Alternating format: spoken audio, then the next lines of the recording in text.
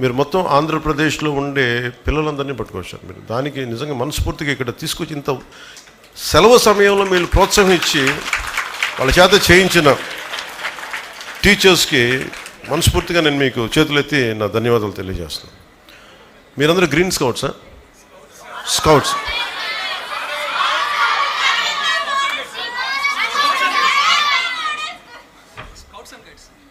Scouts and guides చాలా essential, చాలా అవసరం.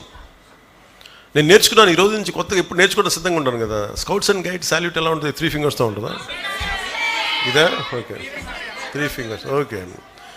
సో మనస్ఫూర్తిగా I salute to scouts and guides.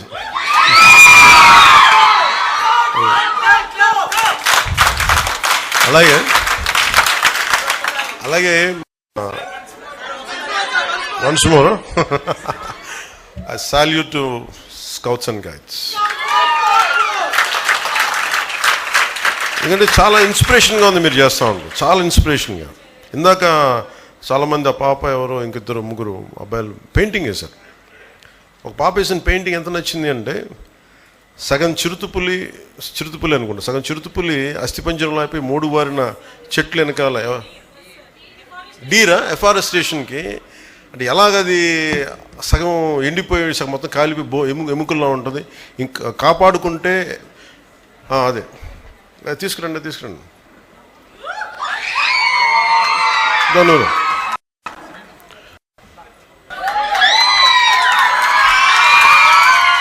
నాకు మీ ఫాదరా? రండి ప్లీజ్ కమ్.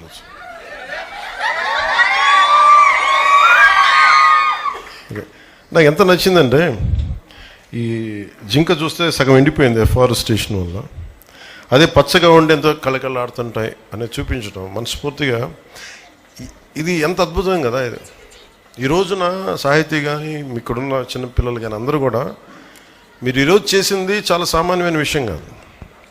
ఇది చూడటానికి ఏదో పెయింటింగు ప్రైజ్ కాదు, దీనికంటే చాలా లోతైంది. Thank you.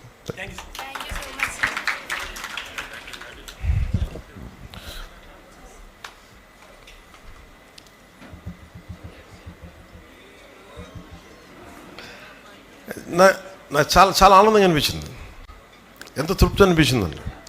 వాళ్ళకి అలాంటి మీలాంటి వాళ్ళకి మేము ఇవ్వగలిగేది తప్పని పడతాం. ఇది ఏదైనా సరే, ఇందాక మన చిరంజీవి చౌదరి గారు చెప్పినట్టుగా ఇది ప్రభుత్వం చేసేదో లేదంటే ఒక ముఖ్యమంత్రి, ఉప ముఖ్యమంత్రి, ఎమ్మెల్యేలు చేసేది కాదు, అందరం కలిపి చేసేది. మార్పు రావాలంటే నాకు చాలా చిన్నప్పటి నుంచి అనుకునేవాడిని, ఓజోన్ లేయర్ దెబ్బతినేస్తుంది, వాతావరణం ఎల్నినో ఫ్యాక్టర్ వచ్చేస్తుంది, భయపడిపోయాను చిన్నప్పుడు.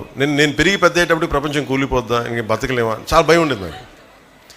నిజంగా నా భయంకి తగ్గట్టుగానే నీళ్లు తీస్తుంటే ఇప్పుడు తాగుతుంటే, వాళ్ళు చిన్నప్పుడు సైన్స్ ఫిక్షన్ బుక్స్ చదువుతున్నప్పుడు 8th క్లాస్లో 10th క్లాస్లో భవిష్యత్తులో మాస్కులు పెట్టి తిరగాలి, నీళ్లు ఇట్లా మనం ఎలా పడితే, చిన్నప్పుడు మామూలు కొళాయిలు వెళ్ళిపోయి ఫ్రెండ్స్ ఇళ్ళలో ఆడుకుంటుంటే అక్కడ కూర్చోబెట్టి నీళ్లు తాగేసేవాళ్ళం, అన్నీ బాగానే ఉండే. ఇప్పుడు ఏదన్నా తాగాలంటే భయం వేస్తుంది.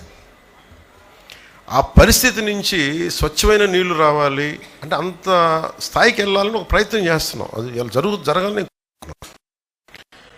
మీకు ఈ ఎల్నినో ఫ్యాక్టర్ కానీ లేదంటే మనకి ఈ కూర్చోబెట్టి మన ఓజోన్ పొర దెబ్బతింటుంది ఒకసారి. అంటే ఎంత విచిత్రంగా ఉంటాయంటే మన పాలసీస్.